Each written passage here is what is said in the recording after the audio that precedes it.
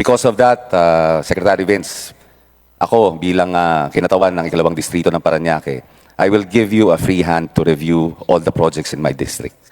Ikaw na ang bahala. Kung tingin mo, nararapat ang mga proyekto para sa aming lugar, gawin mo. Kung ano ang tatanggalin mo, kung ano idadagdag mo na sa tingin mo makakatulong sa master plan natin upang maibsan lahat ng problema ng ating bayan, gawin mo. This committee direct or compel the Department of Budget and Management and the Department of Public Works and Highways to submit any correction, any errata, any amendments, any changes to the proposed budget of Dpwh within 1 week. Kami po ay unang-una nag-institute ng measures na pagpasok po namin nung Martes ng measures para siguraduhin na walang lalabas ng mga dokumento. No, meron po akong mga sinama sa papasok na team. Ang iba po sa kanila ay dating mga miyembro ng Philippine National Police, kagaya po ni former PNP General Ato Bisnar, who used to be the head of our OTS, who will be coming in. Sila po ay nag-institute na rin po ng mga measures para i-secure yung mga dokumento. On the issue po yung nag-offline noong September 1, ano nangyari? Bakit? Marami po atang nagkaroon po ata ng deluge of users, up by they're saying here 700% higher than normal, which resulted in essentially the system to crash. No? So we will instruct po, Madam Chair, the IT department, the PIS department to find a way to address this. No? Pero po, yun po ang ginawa po namin. No? So, because it's very important po na ma-preserve po natin yung mga dokumento doon kasi yun po ang magiging basehan. Lalo na later on po, pag natayo na yung independent commission na itatayo ng ating Pangulo, critical po yung mga dokumentong yan. Thank you, Mr. Secretary. In relation to that, it's a very big challenge for you to comply with the President's directive. Have you begun coordination with agencies like the Office of the Ombudsman and the Department of Justice? Because I think you're going to need a lot of help. Yes, actually, ang initial coordination na ginawa po namin is with the Commission on Audit. So we have coordinated our efforts, and in the next few days po, actually we will be initiating our recommendations together with the COA on some of the projects that have been discovered as anomalous. Pero tuloy-tuloy po yan, and we are looking forward po to the creation of the independent commission by the Office of the President para po sila po ang magiging katuwang namin dito sa clean-up na gagawin po natin na pinag-utos po ng ating Pangulo. In relation to preserving the evidence, I just have a few suggestions given my background in the legal profession.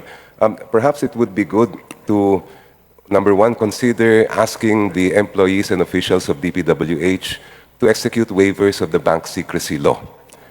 Although that's not part of the standard waiver SOP, I think there's no legal impediment to requesting them to do that.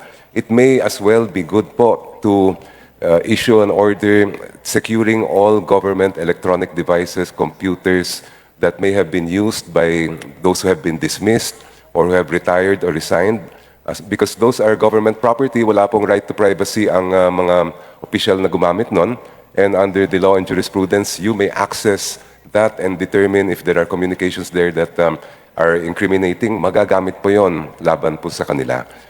In relation to that as well, it may be good to request the telcos to preserve records of the cell phones, especially, I'm not sure the practice in the Dpwh, if those are government issued or not. But if they are government issued, again, there is no right to privacy on the part of the users or government officials, and you may access text messages, cell phone calls, even locations of at particular times if there are issues about who they met with or when they met with them. One last thing po, and again, this is just purely by way of suggestion. The Supreme Court has a rule on the issuance of cyber warrants that would apply to all offenses, including, I understand, corruption offenses that are done through the use of any kind of electronic or computer device. So if you come up with information or evidence go looking in that direction, perhaps it may be something to consider to secure warrants to intercept electronic data or to obtain data already found in cell phones and other electronic devices. Thank you very much, and thank you, Madam Chair. Madam Chair, these are very, very important and very, very welcome suggestions, especially po the suggestions on securing the electronic devices. No, and I was just looking at former General Bisnar, and we will be doing that, as well as the cyber warrants. We will be coordinating po with General Bernard Yang of PNP Cybercrime to ask them to assist us on this. Sir, thank you so much po for those invaluable suggestions. Thank you very much, Representative Jokno. We'll move to our next interpolator. I now recognize Representative Brian Yamsuan. Thank you very much, Madam Chair. This is just a manifestation, and also I would like to tell Secretary Vince na maraming salamat sa serbisyo mo sa bayan, na napakaganda ng ginagawa mo. You have inspired people, and we have known each other for almost 3 decades now, and I was fortunate enough to work with you at nakita ko nagkaroon ako ng bird's eye view on how you deal with things and how you are efficient in what you do. And because of that, Secretary Vince, ako bilang kinatawan ng ikalawang distrito ng Parañaque, I will give you a free hand to review all the projects in my district. Ikaw na ang bahala. Kung tingin mo nararapat ang mga proyekto para sa aming lugar, gawin mo. Kung ano ang tatanggalin mo, kung ano idadagdag mo na sa tingin mo makakatulong sa master plan natin upang maibsan lahat ng problema ng ating bayan, gawin mo. So yun ang binibigay ko sa iyo ngayon na parang pagkakataon na help us fix all these problems. And I am giving you a free hand to fix all the problems also in my district. Bilang first time na district congressman, kailangan ko rin ang tulong ninyo. At ibinibigay ko sa iyo ngayon itong pagkakataon to para maayos mo ang lahat ng mga problema sa mga distrito ng ating bansa. And I will start it with the 2nd District of Parañaque. At ako'y nagpapasalamat na ikaw na ang nandyan. At least ngayon, pwede na kami makatulog na mahimbing na ikaw na ang Secretary ng Dpwh. That's all, Madam Chair. Madam Chair, maraming salamat po. Nagpapasalamat po ako sa aking batchmates sa government service. Sabay po tayo nagsimula sa gobyerno. Maraming salamat po, and makakaasa po kayo na gagawin po natin yung kaya natin gawin. Thank you very much po. Madam Chair, Thank you very much, Representative Yamsuan. I would like to recognize Representative Laila de Lima. thank you for recognizing this representation. This is actually an adjunct to or related to my earlier parliamentary inquiry. Now, we were here this morning and we heard the questions so far, and quite understandable, the good secretary is finding difficulty in answering many questions. Again, very understandable. Nasabi po ng secretary na siya mismo naguguluhan, siya mismo ay sumasakit ang ulo dahil sa pag-review ng proposed budget ng Dpwh. So, at this point, Madam Chairperson, I'm compelled to present a motion for this committee to direct and compel DBM and Dpwh to submit any errata, any amendment, any new proposals, any new provisions respecting the Dpwh budget. I firmly submit that this committee has every right to so compel, because this committee has already lawfully acquired jurisdiction over the budget, over the NEP. Kaya nga po, sinabi ko po kanina na para sa akin, it would be constitutionally and practically or procedurally problematic kapag natuloy yung unang mungkahi na ibabalik in its entirety the NEP to the executive. We cannot at this point decline our jurisdiction. Kasi yung jurisdiction po over the budget, yung House, nandito na po sa amin.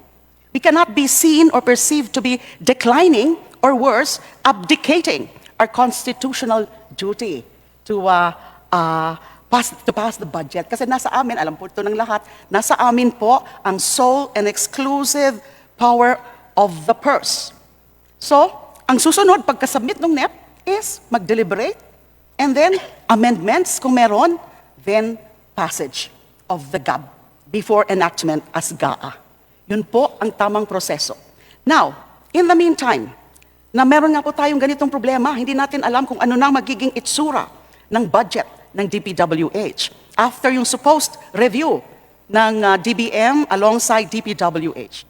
In the exercise of its own exclusive duty, kami po, exclusive duty, and within our own competence, I move, Your Honors, I move, Madam Chairperson, to compel and direct DBM and Dpwh to submit within a proper period, perhaps 1 week or 2 weeks, any correction, any new proposals, any new entries in the DPWH budget. And in the meantime, necessarily, as a consequence, I therefore move to defer or suspend the consideration of the budget hearing on the proposed budget of the DPWH to a later date to be determined by the committee. I so move, Madam Chairperson. I second the motion. I second the motion. There are two motions, so I will first rule on the first motion of Representative De Lima.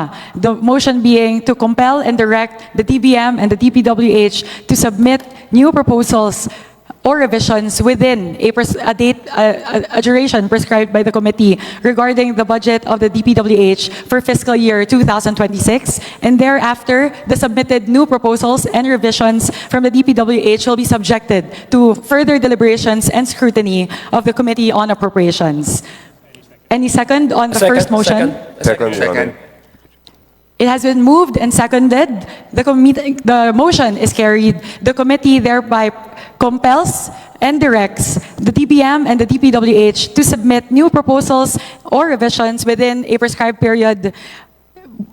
With regard to the Committee on Appropriations, their proposals with regard to the amendments to the DPWH budget for fiscal year 2026, and thereafter, the said proposals and revisions will be subjected to further deliberations and scrutiny by the Committee on Appropriations.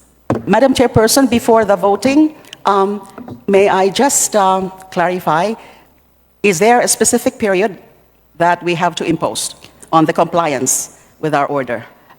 I think it's necessary to impose a specific duration or period. Thank you, In terms of the duration, Representative De Lima, I will put into context the schedule of the committee deliberations, which at the moment we are scheduled to end by September 16, so that we can move to the plenary thereafter. So in light of that, we are hoping to schedule the next hearing of the Department of Public Works and Highways within that week, the week of September 15 and 16. So in that case, would the Department of Public Works and Highways be amenable to a deadline of September 12 for the new revisions and proposals on the proposed budget for fiscal year 2026? Yes, Madam Chair.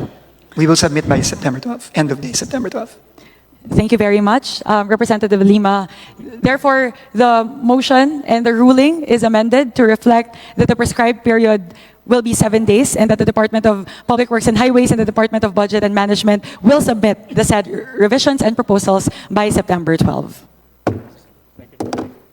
May I once again request Representative De Lima to reiterate the second motion? I move that this committee direct or compel the Department of Budget and Management and the Department of Public Works and Highways to submit any correction, any errata, any amendments, any changes to the proposed budget of DPWH within 1 week. I'm sorry, the second motion? Thank you, Representative De Lima. Thank you very much. I'm sorry. The second so I motion, take it back please. because we have already voted on the first. Okay, so the second motion would now read as, I move to defer or suspend the consideration of the budget hearing on the proposed budget of the Department of Public Works and Highways to later date, not later than 1 week. September 16. Second the motion. Second, I second the motion. There is a motion to defer the consideration of the budget hearing on the proposed budget of the Department of Public Works and Highways to a later date, not later than September 16, and thereafter to be determined by the committee. It has been moved and seconded. The motion is carried. I move to defer the consideration, the budget hearing on the proposed budget of the Department of Public Works and Highways will now be deferred to a later date as determined by the committee, and that date being not later than September 16, 2025. Thank you very much, Madam Chair. Thank you. We would like Thank you, honorable members. to Thank you. reassure, of course, the members of this August chamber as well as the public that once the DPWH submits the revised budget for the Department of Public Works and Highways, it will be closely scrutinized and deliberated on by the Committee on Appropriations on the later date. May I hear a motion for the suspension of the hearing. Madam Chair, I move that we adjourn. You can.